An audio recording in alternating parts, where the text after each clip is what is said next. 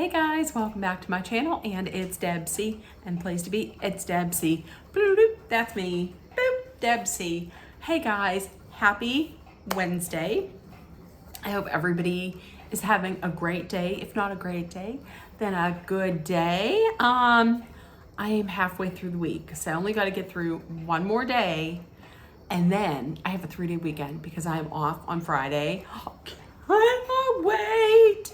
So it is Wednesday. I know I said in yesterday's video that I was not going to watch Real Housewives of Salt Lake City last night because I was going to watch the VMAs because NSYNC was going to be on. Well, NSYNC was on. They were the very first people on. I was thinking they were going to perform, but no, sadly, they did not. They presented Miss Taylor Allison Taylor Allison Swift with her first VMA of the night. I believe she won 9 last night. So there we go. So I did get to watch Real Housewives of Salt Lake City, and we are going to get into it right now. Let's jump into it. So we started off the night, 2 sets of friends are moving forward in their friendship for now. First off, we had Lisa and Meredith. They met up, they went for a walk. Now this is the first time that they actually have been having a discussion on their own for like 2 years, which is crazy because when they first started the show, they were like the best of friends. Lisa had said that Jack, her son Jack, is going on a mission trip. I did not know this, but you really don't get to choose where you go. The church kind of picks where you go. And Lisa, listen, this was kind of something that made me say, wait, what? Lisa said that because she was born in New York, so she doesn't trust, I think she said New York City, so she doesn't trust a lot of people. The 3 people that she doesn't trust: number 1, people who sign NDAs. I get that. Number 2, her husband. Why? And number 3, her lawyers. So there we go. That was odd. I thought that just stuck out to me as weird. Lisa apologized for her hot mic moment about Meredith, and Meredith, she apologized for bringing up the rumors about Lisa's marriage. We also had Heather and Whitney. They met up at Hot Springs, and they immediately got into it. They didn't get into it so much as they just basically talked about, mostly it was Angie that they talked about. But Whitney asked, why was Mary at your Fresh Start event? And she said she didn't invite her. That was somebody who just was brought as a +1 of another guest. So they quickly then get into Angie K. Whitney likes Angie K. Heather does not, obviously. Heather and Angie K went to high school together, and the trust issues, listen, she says the trust issues with her started whenever she saw Angie K's, curly hair, and she thought it was natural because she's great, but it was a perm. And that's when she started to not trust her. I don't know. I think there's more behind it. So we shall see. Heather then got on to talking about Lisa's son's decision to go on a mission trip. So Lisa's wondering, like, what's behind his decision to go on this mission trip. And she said that she went on a mission trip, and when Jack comes home, Lisa's not gonna like how he is, and once he returns. She also questioned Lisa's devotion to the Mormon religion, because she said she drinks caffeine, she owns a tequila company. Is she really that deep into it? Does she follow it that strictly? Now listen, just because you wrote this book that now you get to insert yourself into Jack's mission trip and into Lisa's religious life. I don't know. I don't like that. Next up, we find out Meredith was invited by Trixie Mattel, the Trixie Mattel, to bring the ladies to the Trixie Motel in Palm Springs. So Meredith invites all the ladies except Angie K. So, a little shade there.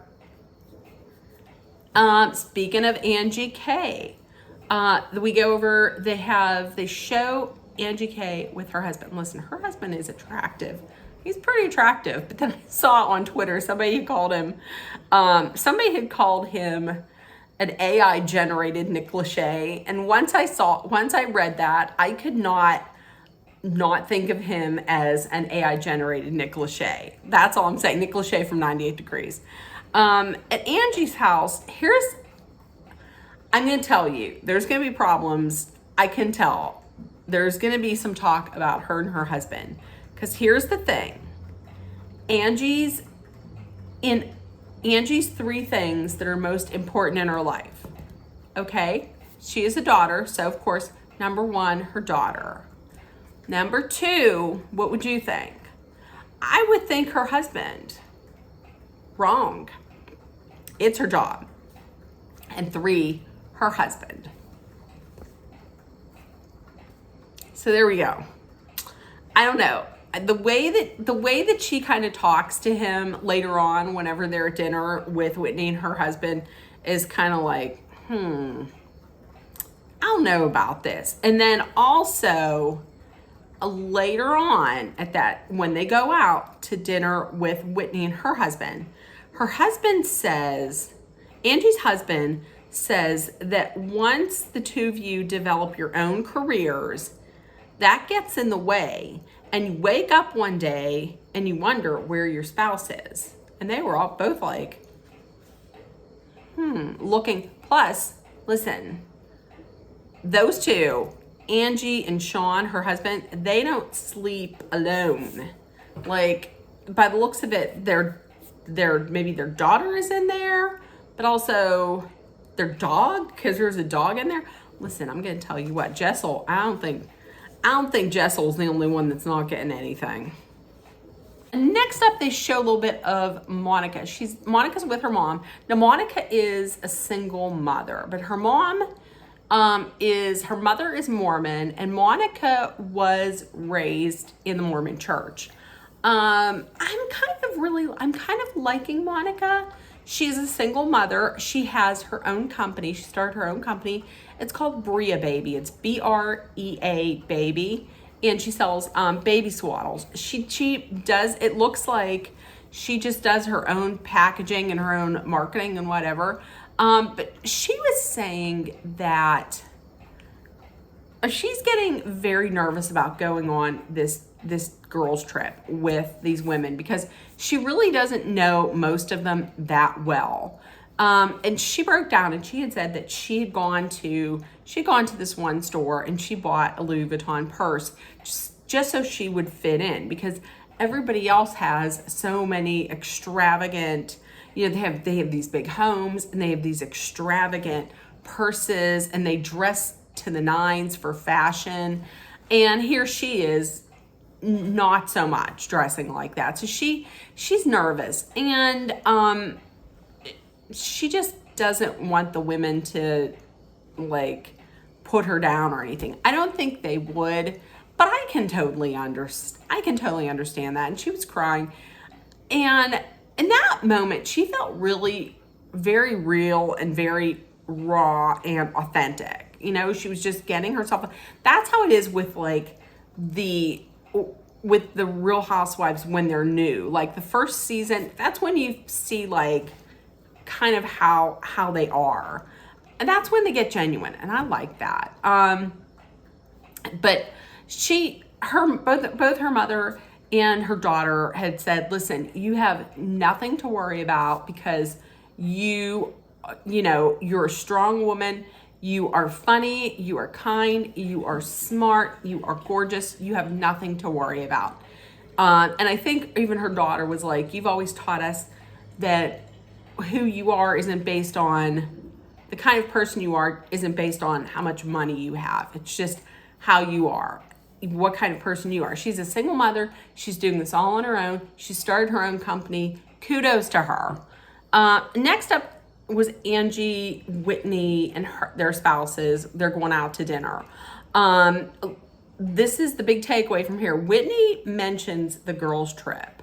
And she says something like, oh, are you excited for the girls' trip? And Angie's like, I don't know what you're talking about. What girls' trip?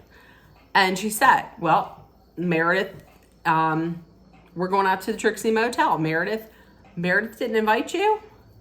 No, Meredith did not invite her. And Angie had said she thinks Meredith and Heather are icing her out. And then Angie's husband mentioned, I believe it was Angie's husband who mentioned that they had provided, because they have several salons, they have a cosmetology school, and they had provided staff for, I believe it was one of Meredith's events.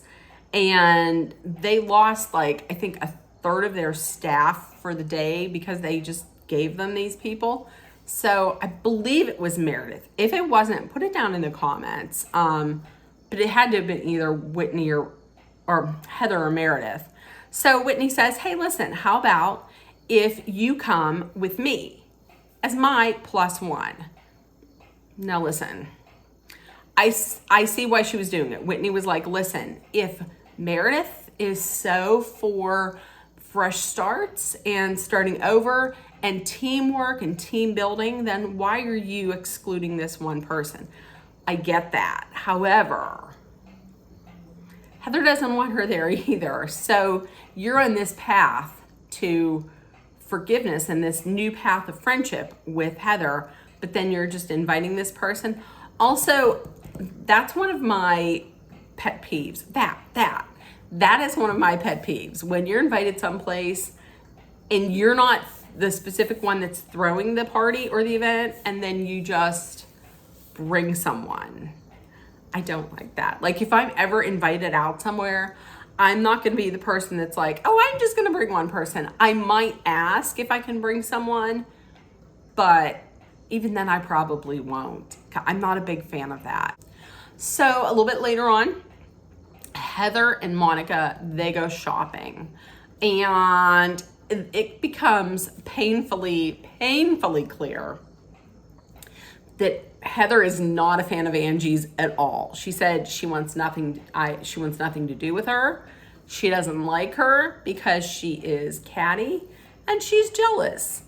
And she had also said off camera that it is a little concerning to her that Monica is friends with Angie. So we shall see. We then find out that Monica said she is somewhat raising her daughters as Mormons, somewhat.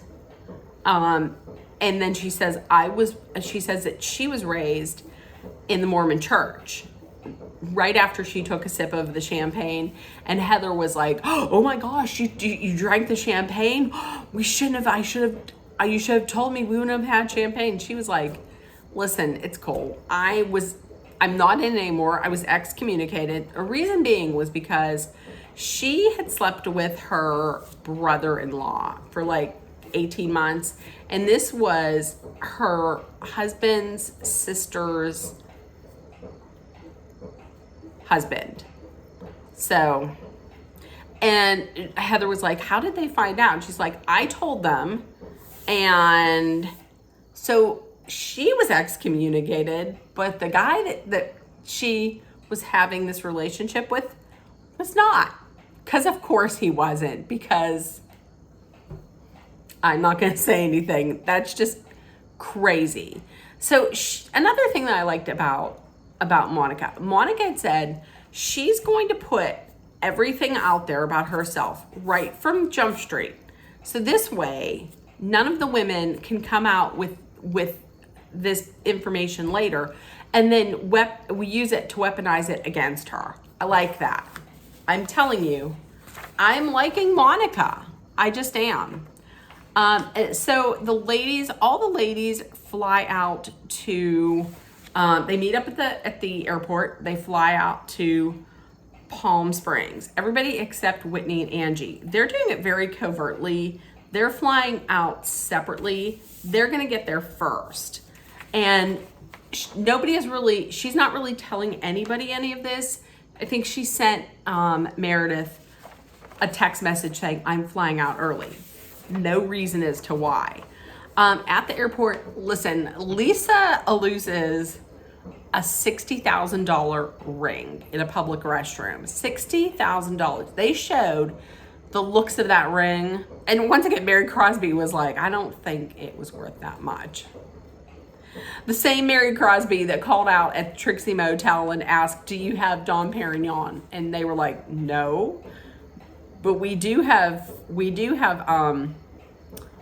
room service. We have shareable pizzas and charcuterie boards. And she was like, what? How am I going to survive? So Mary was like, I don't think it was worth that much. So everybody, she's yelling, my ring, my ring, my ring. Everybody's looking for it. They're looking in the tampon box. They're looking in the garbage. Monica's like, I put my hand in a public toilet to look for your ring. So she's saying, and she keeps saying about how it's $60,000. They get on the van, and she's then saying she is upset because it's very sentimental. Like, she only said that it was sentimental once. She said it's worth $60,000, like a lot. And then, so she filed a report. Before that, she filed a report with security saying it was lost. And then she got in the van, and she called her jeweler for a replacement. And listen, Monica was like, how sentimental can it be if she's on the phone with her jeweler immediately replacing it? Right? I'm wondering if it was insured or anything. I don't know. So meanwhile, once all this is going on, and Whitney and Angie K are there, and Whitney is friends. Whitney knows Trixie Mattel and is friends with her. So they're there. She's showing them all of the rooms, and I really hope Whitney is not thinking she's gonna pick like the biggest room. That typically goes to the host who got it all together. So it should be Meredith to pick it out. This is not going to go well. It ended on the ladies coming in, and they have not seen Angie there yet. This is not going to be good. This is really not going to be good. And it looks like next week, possibly Meredith is saying something about Angie K and her husband. Told you. I think something's going to come out with those two. I'm going to tell you, I am really, really enjoying Monica on this because she got secrets. She got a lot of secrets, and they're going to come out. It's going to be interesting to see this. So tell me in the comments if you watched, if you did, what did you like about this week? What did you not like? I'm going to tell you. I don't know why. I'm thinking that I don't know if I think that this season is going to be really good, or if I'm just liking it because the Real Housewives of New York is just a snooze fest. Like, it's just boring. And from what I understand, the ratings are kind of indicative of that. That's what I heard. So we shall see. So let me know in the comments if you watched, what you thought about it. And who are you liking? Who are you liking this season? So with that being said, if nobody told you yet today, I love you. You're loved, seen, and heard. Please make sure that you put love, kindness, compassion, acceptance, hope, positivity, and understanding out there. Take care of one another. If you're somewhere where it's hot, please hydrate, stay cool, stay inside if you can. It is going to be cooler here in Western Pennsylvania, and I am loving it. So, and no matter where you're at, please stay safe. I will see you guys tomorrow. No, I won't see you guys tomorrow. I'll probably see you guys on Friday. So everybody have a great night. Bye, guys.